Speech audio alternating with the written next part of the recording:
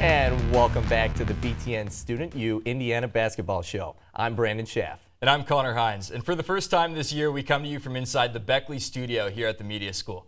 In case you're joining us for the first time here, we're excited to bring you coverage of both men's and women's teams here at Indiana all season long right up into March. And we also can't wait to get both Lexi Vanetti and Ari Bruckman involved here with us. You'll be hearing a lot more from them as well in the coming weeks.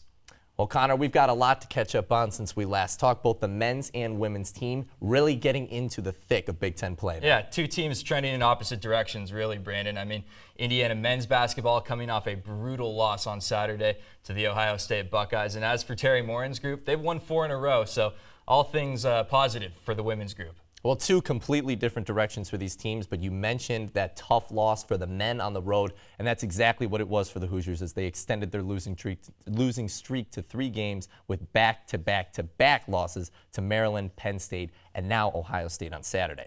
Despite an unusually good shooting night from beyond the arc, they went 7 for 12. Indiana struggled to pull down rebounds all game long, leading to 8 second-chance points, while the Hoosiers had none. Devontae Green shot 50% from the floor while making 3 threes to contribute 13 points. But Indiana was unable to contain Ohio State's Caleb Wesson, who they've certainly had issues with before. He had a double-double with 15 points and 11 rebounds. And the Hoosiers ultimately wound up falling 68-59 and look to get back on the right track at home on Saturday against Purdue. I mean, you mentioned Caleb Wesson. Remember that Big Ten tournament game? Caleb Wesson absolutely tearing apart Indiana, and he just goes back to work on Saturday against IU, really struggling. And we've talked so much about who's going to step up in terms of the guard play for this Indiana team. And, you know, Indiana relying so much on its inside presence. Trace Jackson-Davis, Joey Brunk, they've been excellent. Not the case on Saturday. 2 guards reaching double figures, Rob Finney and Devontae Green, both finding success. But, I mean, it's almost like when one group struggles, the other doesn't, and you just can't get everyone on the same page right now. TJD, his defense was excellent, but he goes for just 7 points.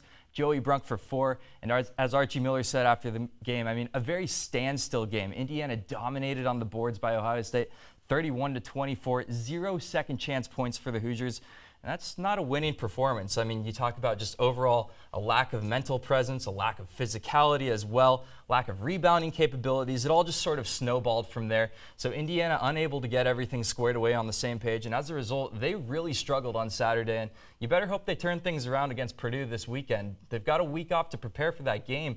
But with your rival in town, you can't not show up for that game. So Indiana looking to rebound in the best way possible at this point. Definitely, no pun intended, looking to rebound yeah, here. Exactly. Going against Purdue at home. As we look ahead to that Purdue matchup and really the rest of the Big Ten schedule, the game plan needs to be simple. Play to the strengths, eliminate the weaknesses. The Hoosiers are second in the Big Ten by rebounding margin and first in defensive rebounding percentage. If there's any way this team gets back to their winning ways before this 3-game skid, they have to be better on the glass than they were against Ohio State. If you shoot the ball over 50% from outside and still find a way to lose, there's clearly a bigger problem here and one that they will need to fix and fast as they welcome the Boilermakers to Assembly Hall coming up. So while Archie Miller's crew will look to rebound this Saturday, meanwhile in West Lafayette, the Indiana women locked up another massive road win, this time over rival Purdue, making it 4 straight for IU, dating back to January 23rd. 3 Hoosiers reaching double figures, while Ali Patberg led all scorers with 17 total points, 9 boards, and 7 assists. Indiana led for the entire contest in a dominating 66-54 win, completing a season sweep of the Boilers and bringing the Barn Burner Trophy back to Bloomington for a 4th straight year. Brandon, this was another reassuring road victory for the 18th best team in the country. Yeah, you want to talk about another dominating win for this team. And Connor, if you told me that this team would be riding a 4-game win streak heading into early February, well, I'd have believed you, considering how impressive this team has been so far this year. I know they had that 3-game losing streak earlier in the year, but it seems like the Hoosiers are finally back on track to those winning ways that we saw at the beginning of the year. Yeah, absolutely. And let me give you some numbers on Maryland, Brandon. 5 players in double figures, led by Kyla Charles. She averages 14.5 points per game, the #1 offense in the Big Ten, the #1 rebounding margin in the Big Ten, the number 1 team in steals in the Big Ten. They're 3rd in the Big Ten in terms of assists per game. Maryland is so incredibly well-rounded, and Indiana's going to have its hands full this weekend. That 3-game slide dating back to the beginning or mid-January, Iowa, Northwestern, and Maryland. 3 consecutive losses for Terry Morin's group. Penn State, a huge get-right game for them, and it's been all smooth sailing since. Of course, their 4th straight victory last night over Purdue. Terry Morin has set a bit of a benchmark for this Indiana team. 15 assists per game has been the goal, and they've gotten pretty close. 18 against Penn State, 14 in the win over Wisconsin. A huge X factor in this game, I think, getting to the free throw line. Ali Patberg, Monday night against Purdue, 9 for 11 from the free throw line.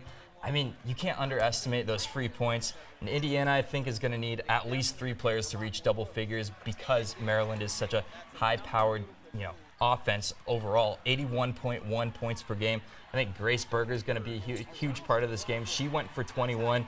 I mean, that lethal mid-range will be a huge X factor come Thursday night. You got to be the aggressor out there when you got one of the best teams in the country coming to Bloomington.